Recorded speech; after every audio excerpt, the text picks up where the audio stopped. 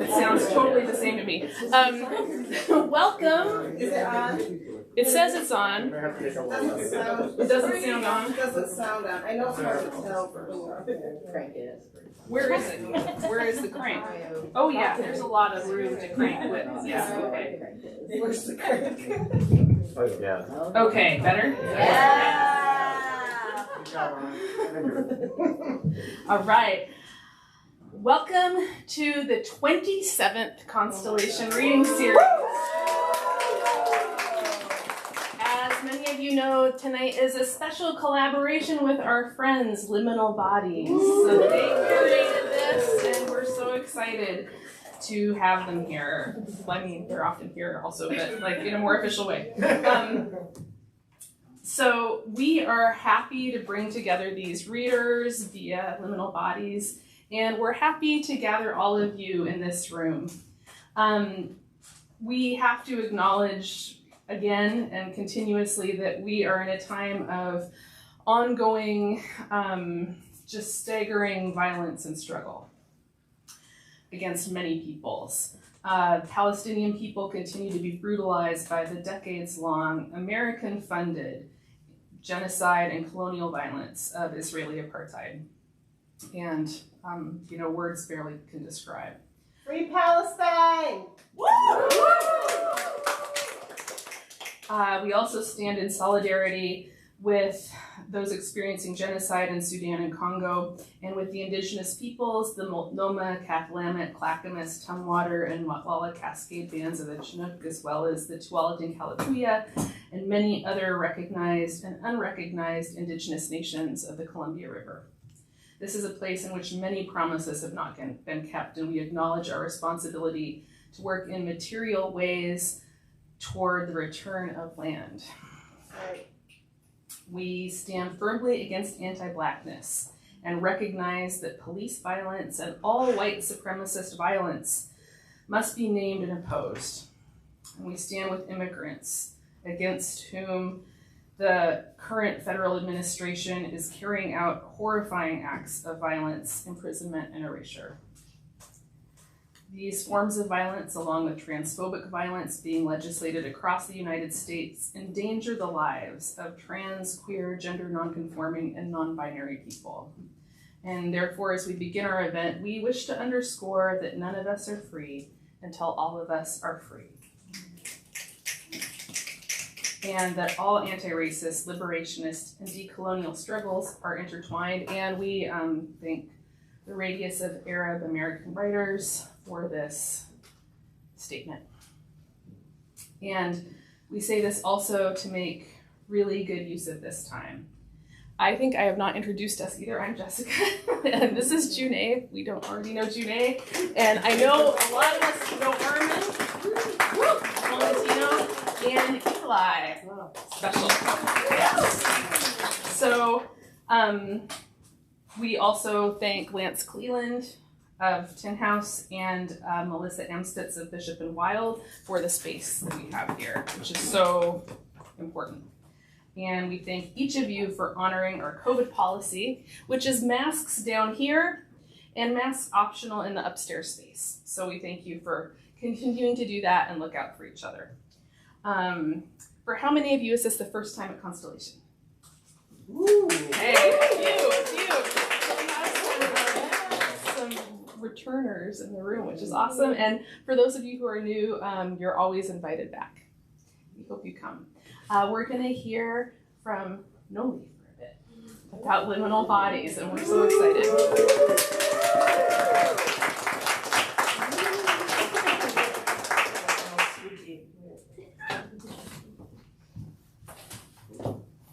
Tight space. Yes. I love this intimate space where I get to touch thighs with my best friends. That's right. In no other reading do I feel such intimacy and long for it.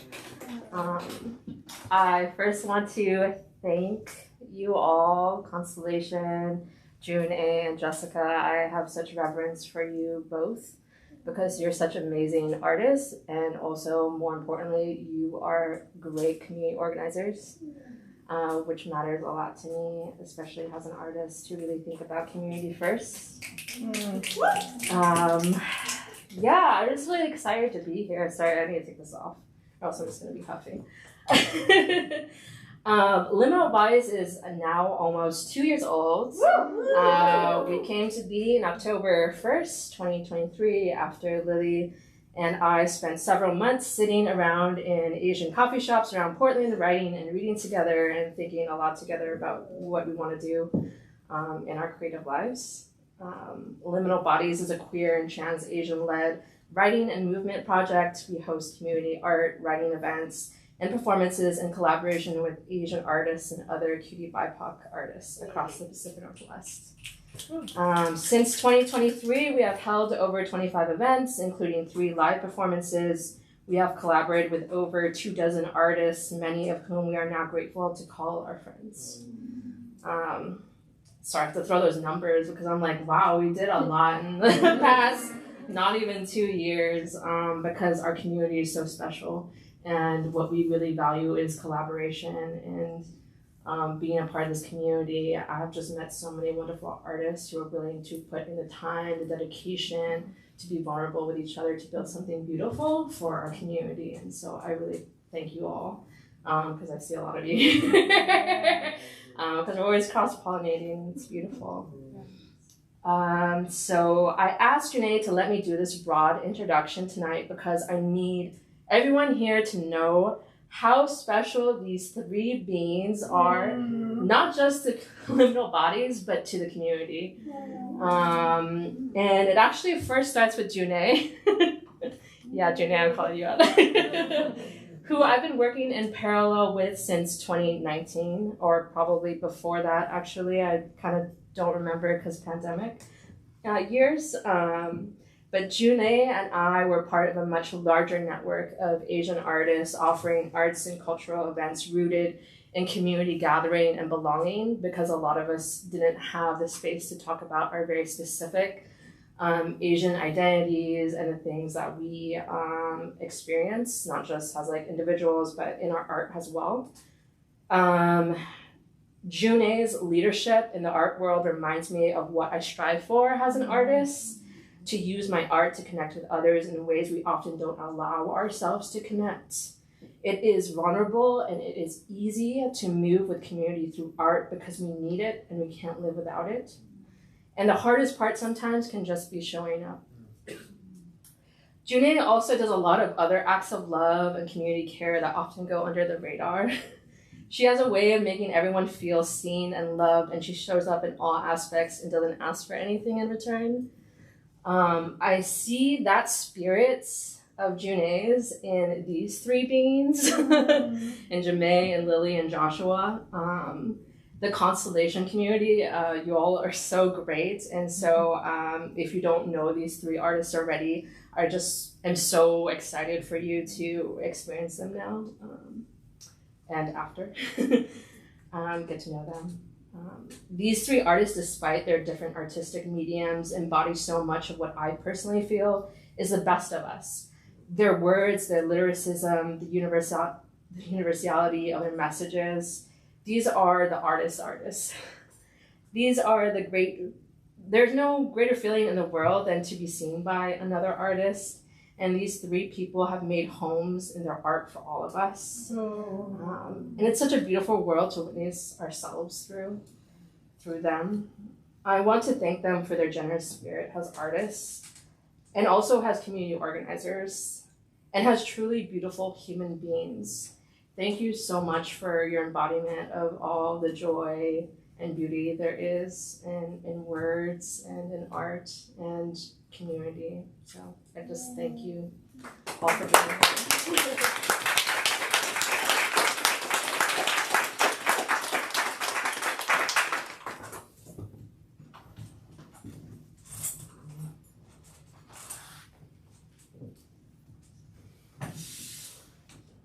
All right, now I'm nervous even more and kind of messed up because you talked about me. It was much longer, actually. I don't like the microphone anyway. Thank you. That was so sweet. Super excited to have Liminal Bodies here. Constellation is this amazing home of art for so many of us. This community is so beautiful. Whenever we have somebody from out of town come and read with us, it's so exciting. It's like, now you get to experience this like local Portland community. They're so loving. Read whatever you want. Nobody gives a fuck. Everybody's gonna clap. Everybody will be nice. We're like try shit out, like take risks, because if there's any community here where you can take artistic risks and people will respect that and like see it and understand, like it's this community. It's so beautiful. Yeah. So thank you. Lily. Lily's so cool and so nice and so talented and so rooted in the community. I'm excited that I get to introduce you. Lily Doe, she, her, is a queer Chinese American facilitator, instructor, and multidisciplinary artist. When she isn't facilitating writing workshops, Lily spends her time engaging in the BIPOC, AAPI, and queer and trans communities in Portland as the co-founder of Liminal Bodies, a Pacific Northwest-based queer and trans writing project focused on movement as a process for deepening our writing practices. Lily is also the program manager at Right Around Portland, which is so freaking cool. A free writing program that consists of participants writing, sharing, and giving strength-based feedback. Her piece, Survival Artists and Their Generational Lessons, can be found in the first issue of Significant Beings. Please help me welcome Lily.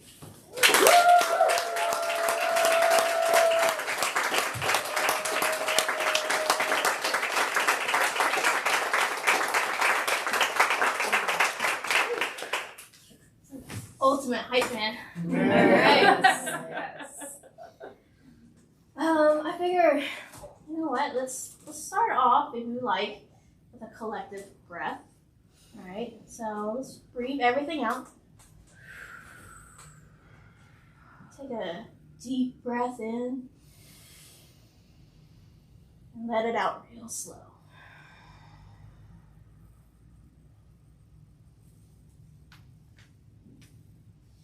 Now, if you know me, I identify much more as a facilitator and as a teacher than I do as a writer. Like, I learn so much more in conversation and in listening to people than anything else. So I just want to start off with a question. I'll read my piece, and then I'll pose a couple more questions to y'all. That sound fair, right? Okay. So, hello, friend. I'll start off with any conversations I start off with is, how are you feeling right now?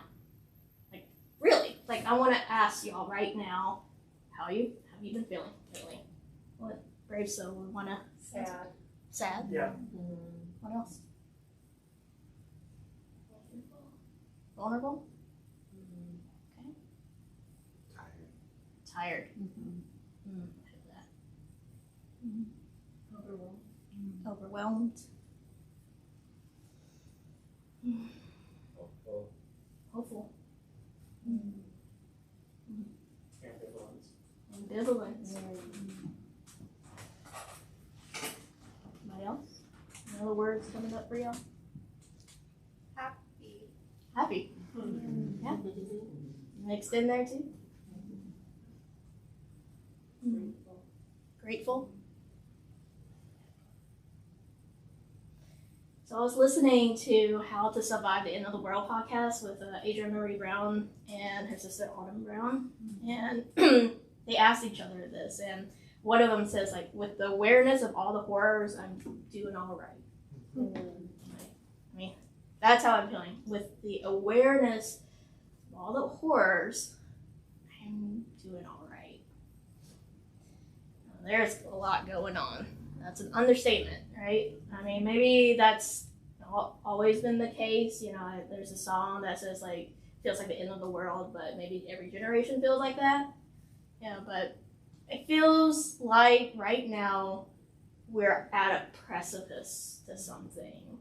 And then in so many ways, it feels like things are about to fall apart, boil over. And in all of that, I have been thinking a lot about hope and what role hope plays in all of this.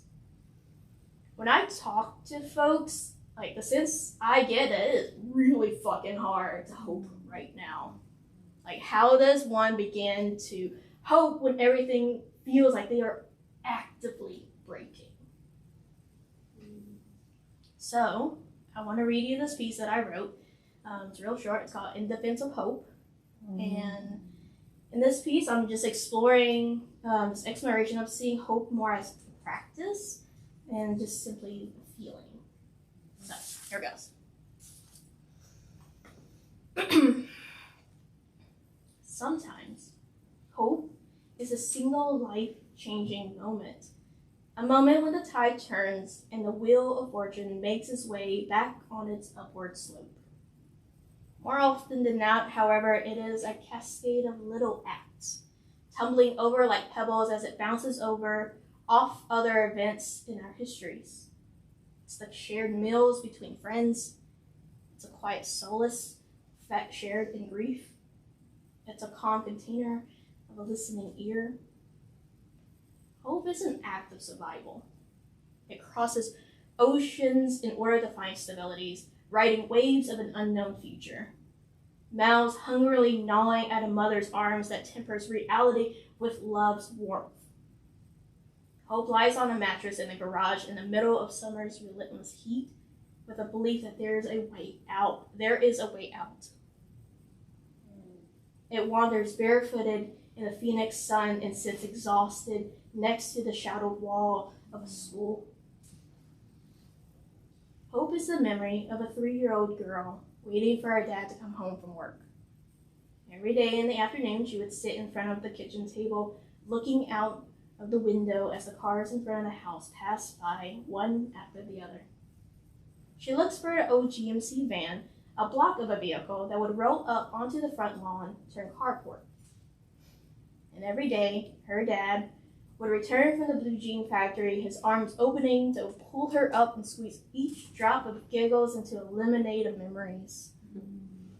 On special day, he brings her a small bag of cheese crackers from the vending machine. She would watch, savoring the crackers one by one as her baba takes off his shoes, sitting exhausted on the step stool next to the stove. Each day of hoping is reinforced by his return. Hope is found in the reflection of the girl's parents as she comes to terms with her own role as a parental figure. It weaves itself into the tapestry of patience and consistency she shows towards teenagers afraid of being let down, afraid of more of the same disillusionment that peppers their past. Hope offers stability even as the earth trembles for so long that solid ground feels foreign. Hope is a vulnerable act. It promises change, but it also means that one has to open the door wide enough to trust in another, knowing that there's a chance that someone could take that away in a matter of a few words or acts.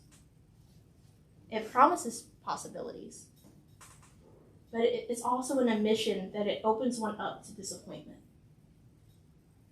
It means being willing to see how one affects and is affected by the people around them.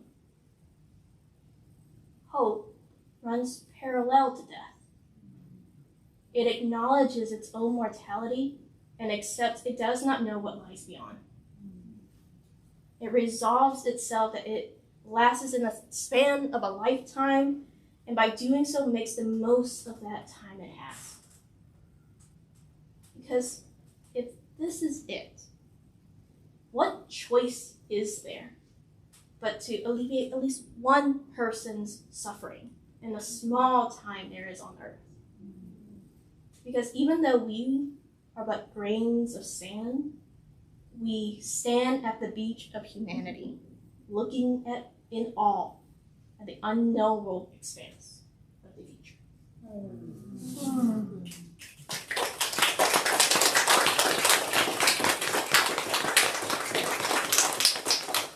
So that's what hope is to me. But as LeVar Burton says, you don't have to take my word for it. So I want to ask you this, because I am a facilitator. What's your relationship to hope?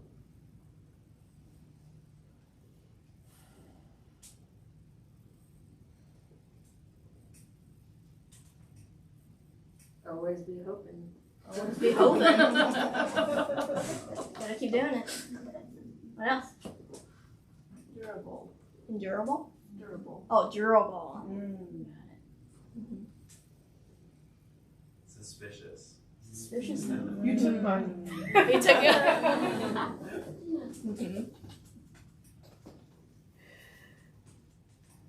That's what drives me past the hard times. It drives you past the hard times. Yeah.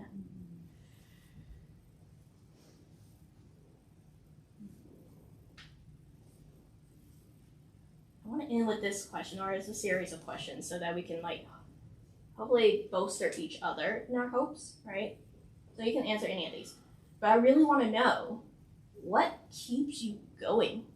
Like, what gets you up in the morning? Ultimately, what gives you hope right now?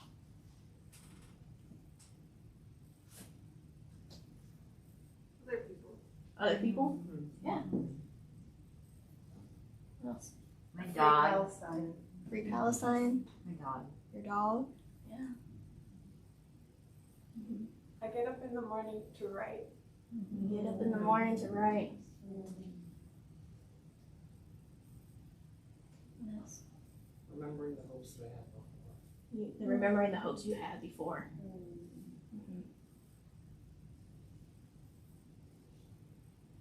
Small constants. Small constants. Things to grow and then keep growing. Things to grow and keep growing. I think time gives me hope. Right? Like the fact that, 100 years ago, what was the infant mortality rate was what? 1%. 8%? It was around, I think it dropped down to around 40 to 30%. 40-30%, or at one point in time, one out of every other person was dead before 18 or something. To think of time in that way.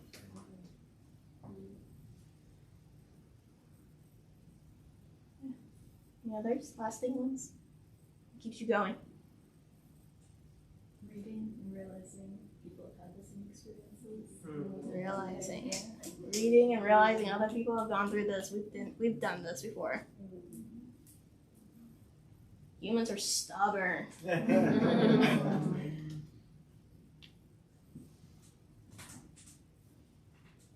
Thank you.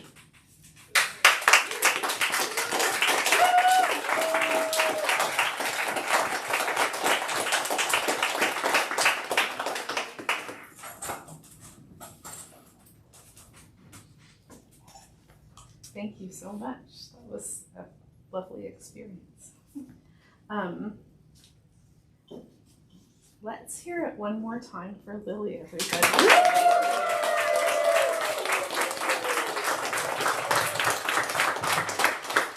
Facilitation is generous. I do feel facilitation things. Yeah. And our next reader / performer is Joshua Limanjaya. Ow! Woo! Joshua is a Surabaya-born, Pacific Northwest-raised rapper, producer, DJ, and music educator. Woo! Using modular synthesizers, he creates a diverse range of left-field hip-hop, sample-based instrumentals, and fluttery ambient soundscapes. With work that ranges from mixtapes to film scores, he is always looking to stretch his sound into new frontiers. In 2024, Joshua co-founded Apakabar, a tea house and community art space in Portland. He is passionate about utilizing physical space to empower creatives to share their work and hopes to use art and music as vessels for building community. We're so excited to have Joshua at Constellation. Come on up.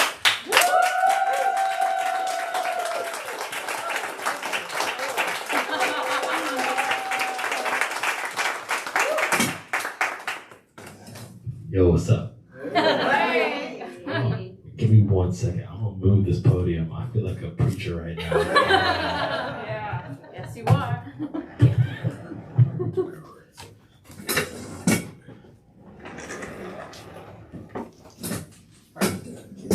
you go. That feels good.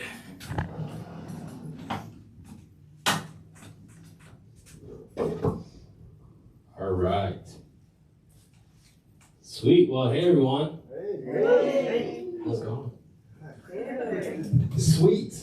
I'm very happy to be here. I did not know what to expect coming into this, but this space is vibey as fuck, and I'm very happy to be here.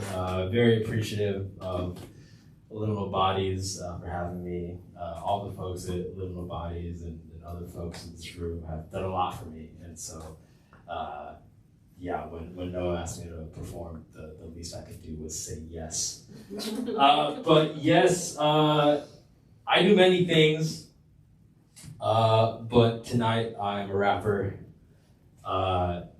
Rapping is probably the thing I do the least, but the thing I identify with the most. I'm a first-gen Southeast Asian immigrant, and I don't know what you know about first-gen immigrants, especially first-gen Asian immigrants, but we fucking love hip-hop music for a lot of reasons. You know, it's the confidence, it's the Rapido show. It's like hip-hop is resistance manifested through music. And you know, when you're a first-gen immigrant, you're typically quite poor, and hip-hop is really cool because it's a genre that is very accessible. If you have vocal cords, you can rap. And you don't have to be able to hold a tune, you just gotta be able to say words. It's an art form that has a very low barrier to entry, but an insanely high skill ceiling. So, yeah, I fucking love hip hop so much. It's literally the best thing ever. Hip hop saved my life 10 times over. So yeah, I'm gonna rap some songs for you guys. Shit, I don't know what to say. This first song is actually about my partner. And if you know Amy, then God, how lucky you are. If you don't know my partner, then your life is not as good as it could be. Last summer, we just both gotten back into Portland from our respective individual travels, and we did not have a place to live. We were just like bopping around couches and Airbnbs and pet sitting gigs, and it was like pretty miserable. Like not having a place to stay in your own city is a very disorienting feeling. But then I heard this beat that I'm about to rap over. I heard this beat while we were driving, and it just like felt so heavenly, and like it really is like what this beat sounds like is what that summer felt like. Because even though it was so tumultuous, and even though we did not know what the fuck was going on, the fact that I was going through it with this person that I love so much made it, I don't know, it was cool. It was cool. It made it bearable. It just, you know, situation was not great, but vibes were very strong. So, all right, I'm just gonna stop talking and do the thing.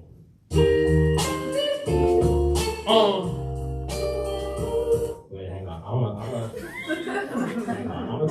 I'm gonna turn the beat up a little bit. I feel like that was all right. There we go.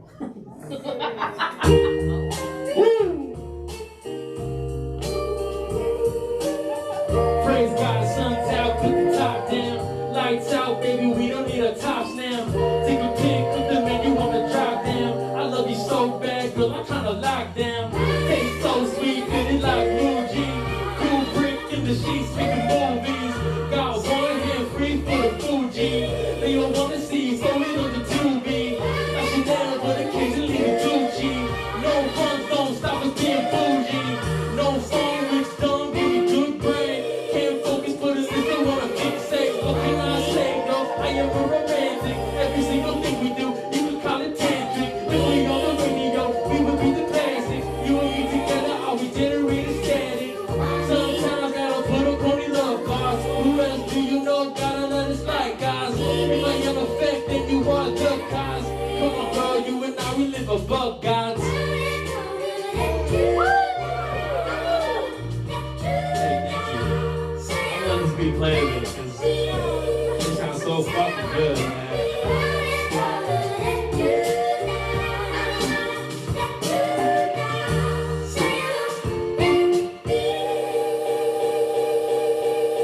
Hey, thank you.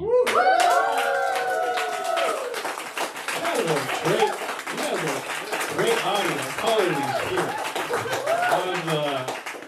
I've rapped in front of a lot of crowds, but goddamn, I didn't know the bookstore rap game would be the most lit.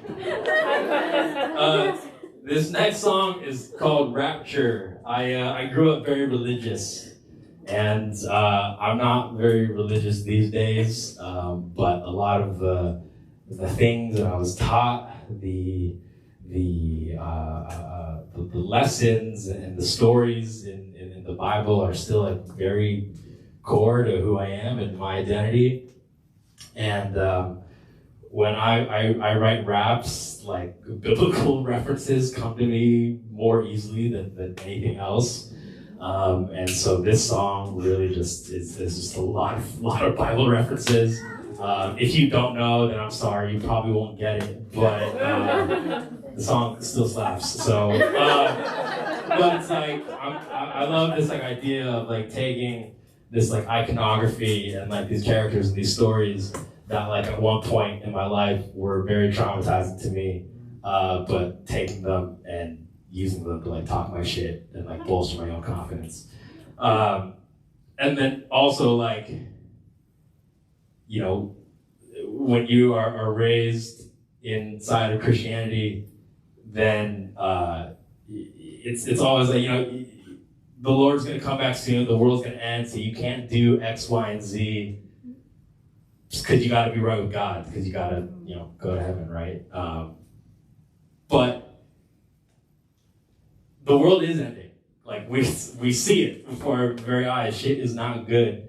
And so I actually see that as a reason to do all those things. Like we should love who we want to love, fuck who we want to fuck, do the drugs we want to do.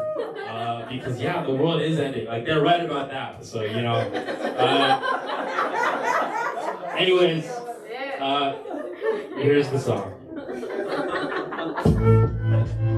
I got the hate of passion. I tell God, slay the firstborn and it happened. I love the demise, call it fatal attraction. They love to despise cause they get what they lacking. My thoughts so impure, man, this ain't Mary Magdalene. So far ahead, all these bitches is straggling. City is straggling. Pay a tie to the wealth I am amassing. My ego is massive cause I am the master. And this is a massacre. This is heaven's gate, you can call me the pastor.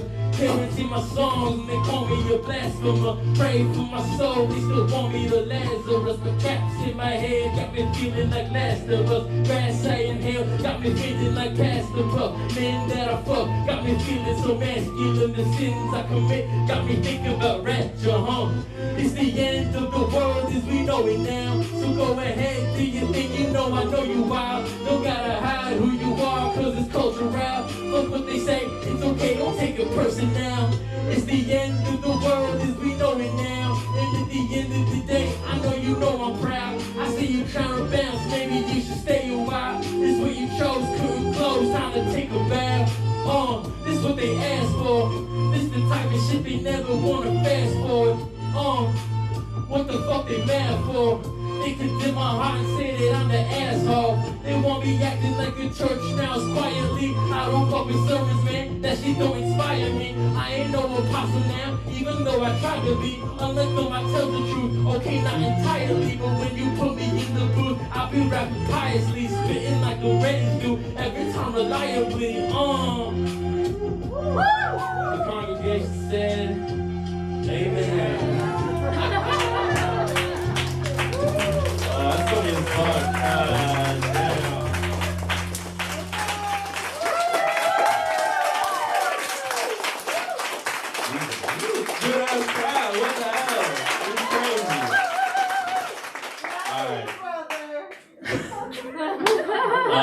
So the next two things, first I'm gonna read a poem, and then I'm gonna do a song right after. I don't write poetry very often because it doesn't have a beat, you know. But this poem I'm about to read you, the first half of it, I wrote when Amy and I first got together, and the second half I wrote after we broke up. We were broken up for a period of time, and then I went and like traveled the world, said fuck it, like eat, pray, love, all that stuff. And the song that I'm gonna rap after reading the poem is the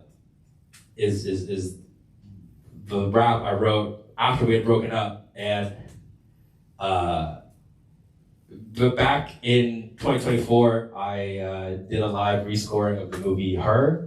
And then one of my friends, Luke, he took the score that I did and he sampled it and then he made the beat.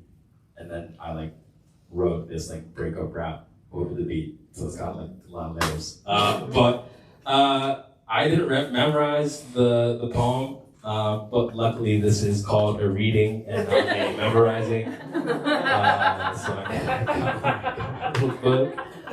I haven't recited this since I was in Amsterdam like a year and a half ago, so it might be a little rusty. That's my phone, it's fine.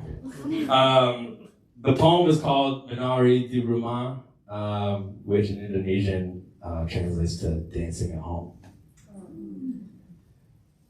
I felt an unconditional warmth from my mother, and in that moment I realized we were exactly the same. I smelled the flowers in my grandmother's garden for the very first time, and in that moment I knew how to be still. It's the joyful embrace of fear. Pure evil stirs in the quiet of the trees. Whispers of a past life whisper through the breeze, falling on deaf ears like the veins closing in when they suffocate the leaves. Season of change becomes the season when we learn to sit with the way things are. So we dance at home, and we dance all night long. I don't know if these moments are always meant to be, but after everything we've been through, we owe it to ourselves to give in to villainous tendencies. The joyful embrace of fear, pure evil stirs in the quiet of the trees.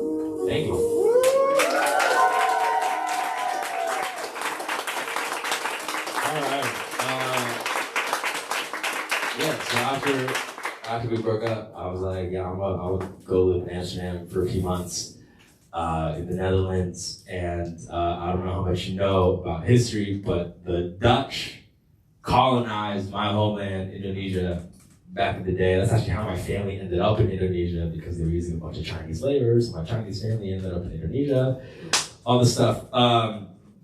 it's when I went to Amsterdam. I was living large. I was doing whatever the fuck I wanted, and I was having an amazing time, spending hella euros, playing a lot of music, reading a lot of poetry, like doing a lot of crazy shit. And something about being in the land of the colonizer and living in the way that I was living felt so empowering. And kind of like a fuck you. Anyways, this song is about that.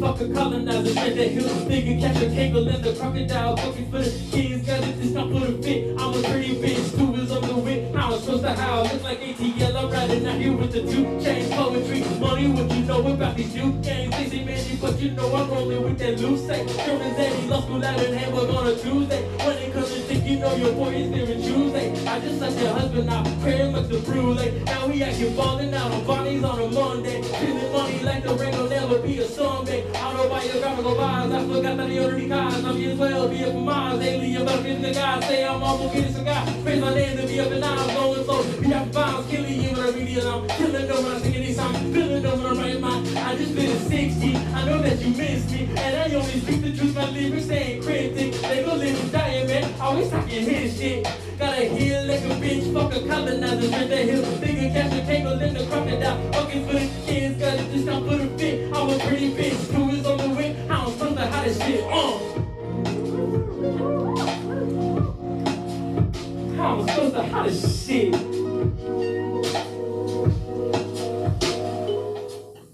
Thanks.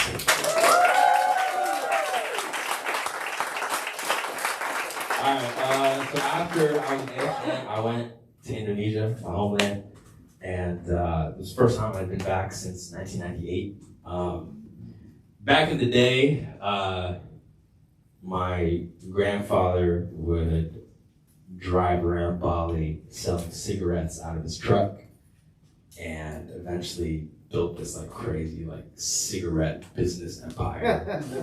And so they called him the Cigarette King. That's what the song's called. So it's called Cigarette King. And then it was because of all that hard work, and it was because of the wealth he had amassed that he, later down the line, my family was able to get the fuck out of there, come to America. And so Limanjaya is my last name. When we moved to the States, the government changed it to Lim, because I guess it's just easier to say.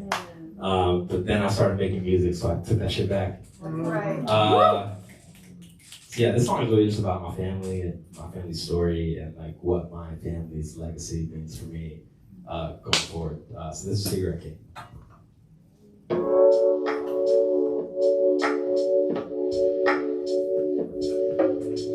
Granddad with the box truck out in Bali, came from the mud, now he the Cigarette King. Man goes out on Java, he marries a queen, Limanjaya family, a lineage of royalty. From the tree to the seed. 7'5", living 2-bedroom apartment. No 5 for the car, we couldn't stop shit. Throwing papers across the lawn, who the father's? Father made poverty fun, but regardless, we were struggling, dad was always hustling. Pressure to provide, I know that shit was crushing them. Mom was at the deli, throwing on a big smile, but she cried to God, faith was never in denial. Years later, then we moved to the suburbs. 6 immigrants living undercover. To the other Asian kids, I was othered. Whites looking down on me like little brother. They don't know what my potential is. They think that I'm the sheep, but they the ones I'm shepherding. Condescending men, sinning and they pray again. Fuck a pastor, man, this is my messaging. Mary Meg with the Louis V tatted on my sleeve. Populous and faith, always be flowing in my jeans. Praise the Lord, watching over me, my plots and my schemes. Victories in the name, it's the fiber of my being. Yeah, victories in the name. Granddad with the box truck out in Bali, came from the mud, now he the Cigarette King. Yay.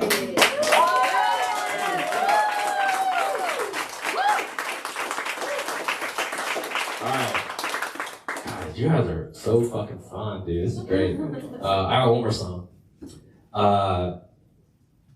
In this whole saga of like world travel, I feel like the thing I took away from it the most, and the thing I learned the most is like how to live authentically and what I need to express and how I need to live in order to feel like I am me. So this song is about that.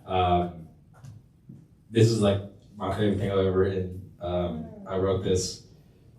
I stumbled across this sample and then I wrote to it when I was living on a houseboat in Amsterdam, and that was just like the most immaculate, magical time of my life.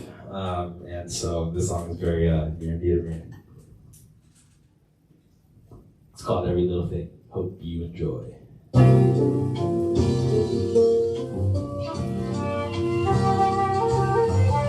Like every Asian kid, you know my name, biblical, Old Testament, so my love ain't unconditional, and when I'm through with you, they label me a criminal. I do you like the Holy Ghost and turn you into fictional, ain't nothing but you real, your presence only digital, but then on an IG reel, I mean it literal, could give you a shout, but you fucking with my spiritual, I know you're really into me, the feelings ain't reciprocal, vanish out the way I stump, cultures appropriate, Nikki with a chopstick, buns, call it an open case, open with the old piece, hit you with the cold face, my dick go harder than drunk, give you the old face.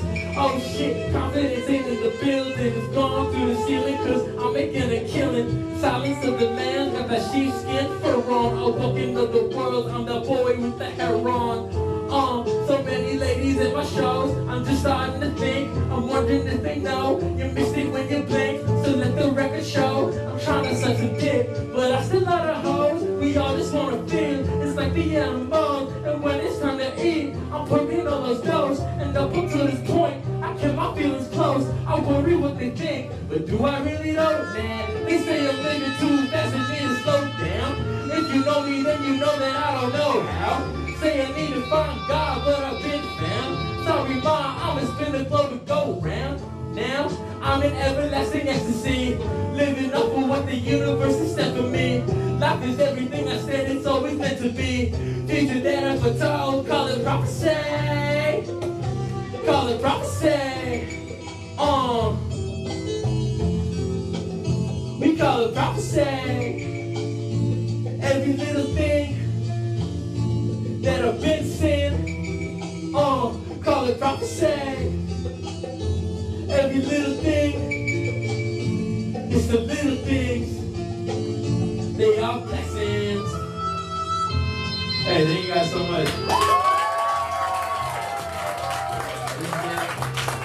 Really was fun. Very nice to be here. Appreciate you guys listening to my words.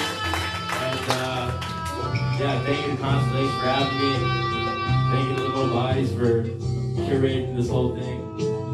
At this point, I'm just talking because I've made a really long outro for me. Yeah, that's all I got. Thank you guys.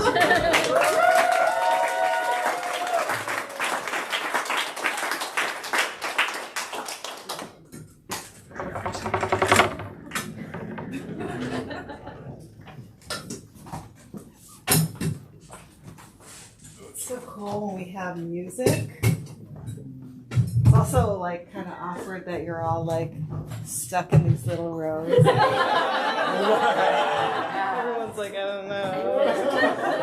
Nobody likes to touch thighs of the people next to her. I'm like, oh. Thank you, Joshua. That was so fun.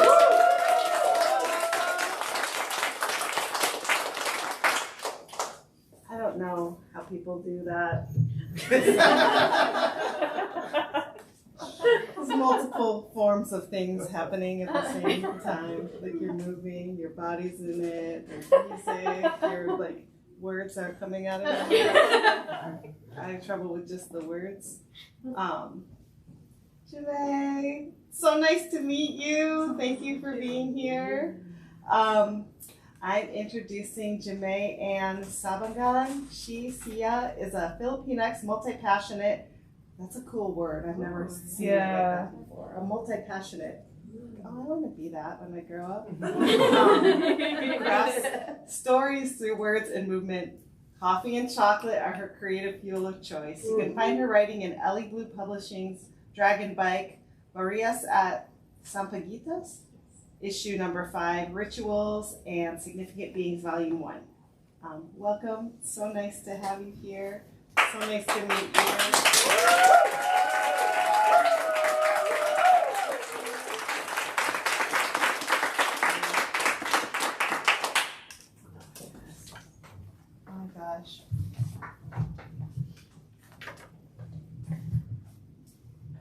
Thank you to Janae and Jessica for having us. Thank you to No for asking me to be part of this. I'm so glad to be here, and I'm so glad that y'all are here. My work as a multi-passionate is all about story, and story has conflict.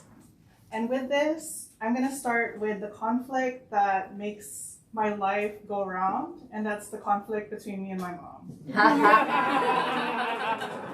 I'm an imperfect daughter, and this is about that. The title of this piece is I Choose the Lipstick She Least Approves.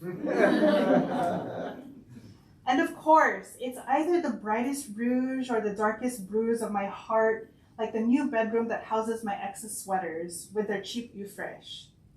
And of course, she asks if I'm going out like that. Heartstrings akimbo and hair out of place, pins and darts and berets holding together whatever's left of my hindsight. And of course, her words ricochet off my skull, numb from the barrages of insults with the avalanche that follows a downpour, yet leaves nothing more than a dent. And I depart with each nick, hair a bird's nest, and of course, lipstick refreshed with my agenda, wrote line by line, a reminder lest you forget I am, as I am, a woman on my own.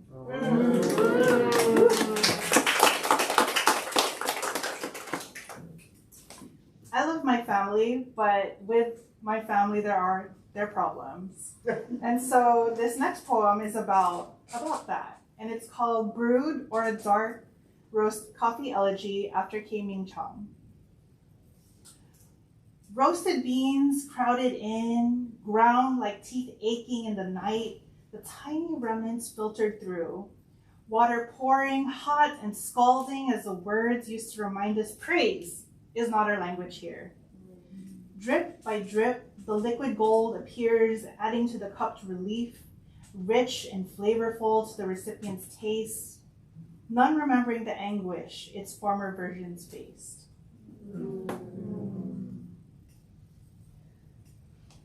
This next one is a two-parter. I am an awkward duck, and I feel like sometimes I hide behind that, but there's more to it. There's more behind that awkwardness, and this is what that's about. And it's called I Want to Be Known. This is part 1. I want to be known, known while breath still touches my lips and sweet syrup still runs through me. Vain though the thought might be still, I want to be heard for the utterances of words, unearthed and unhindered, unraveled like the threads on a sofa a cat scratched bare. I want to be known, known as the one with the eyes, with the palms touching the sun. Part 2. I want to be known, known for the twist of my hips, the sweet nectar of lips, of nothings and savory somethings, between a pinch of salt and an entire ocean, the cascade of words unhinged and untethered, unrivaled like the mountainous roar of a cat scratch bear. Known as a knife tornado for my uninhibited flair that I dare to bring to all things riveting. I want to be known, known as the one whose eyes are cast beyond the sun. Thank you.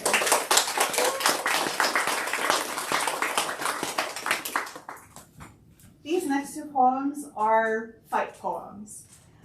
I like to write in rage, and this is about a time when I was a cashier, and And some things were said, but inside my head. And this is what it is. Did you find what you were looking for? Wow, your English is so good, said the random lady on a random Tuesday afternoon. You don't even have an accent, she added, a light in her eyes, no hiding her surprise. And of course, this followed a, where are you from? And I know someone who served there. I smiled with prompt politeness, lacking the energy to tell her English was the language I was born into. My mother tongue erased from my lips to honor the so-called fluency of the colonizer and his clips. I could have said, of course you knew someone from the Air Force or the Army or the Navy, because the US and its bloated military stole over 25% of the indigenous land.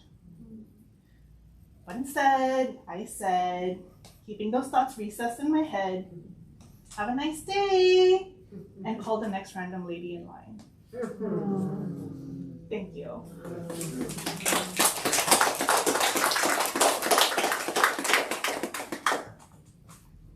I had an English teacher in high school who gave me a C in poetry. And I wasn't happy about that. So this is what I wrote. The title of this poem is No Thank You Next. Like Brussels sprouts, your high school lectures could be dressed up or cooked out to surprising perfection for our taste.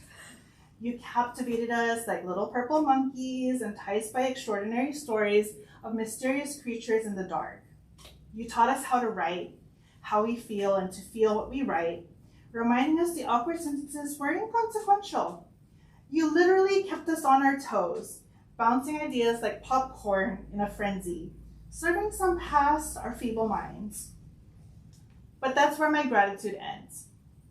Just like the godforsaken Brussels sprouts, your ideas were a tight wad of farts. Snaked up the room with their bitterness. The fact you questioned if and not how my poems fit the rubric meant my powers went beyond comprehension. Yes, I know this happened over 20 years ago.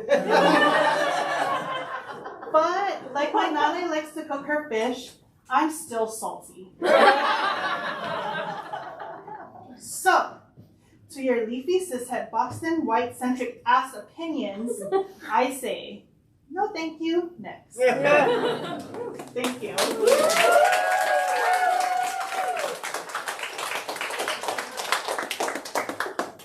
For my last poem, it's a poem about what I was thinking about when I think about death. And when I think about death, I think about how I would leave the people I love, but then I also want to leave behind something that they can remember me by and not feel sad about it. This poem was first published in Sampaguita's at Maria's at Sampaguita's Volume 5 Rituals magazine.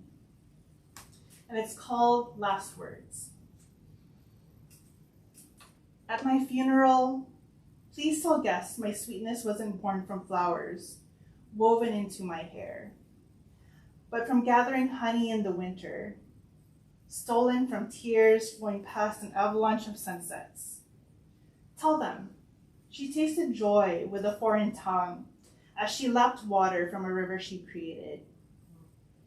And if naysayers should arrive, remind them to find the exit from where they came. As the sky's warm palette gives way to stars, please tell my family to find me in the last piece of chocolate cake, in the light press of a Colombian roast, hidden in the seams of paintings, meandering through crisp yellowed leaves. Then, when it's over, take my love outside, sitting together on the topmost step, whisper, darling, remember to turn on the lights. Thank you.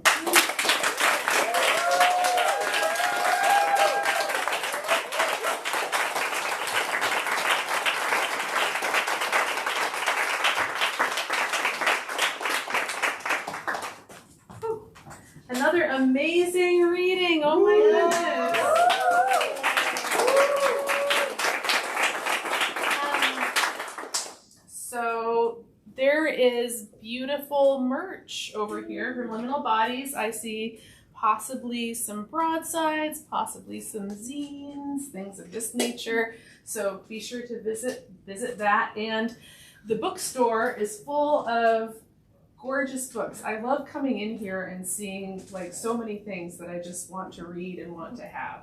Janae can sell you those books. Yay! Constellation usually happens on the second Thursday of the month. Most months we do take July off, so we've had a little bit of a gap, but we'll be back in September with an all local lineup.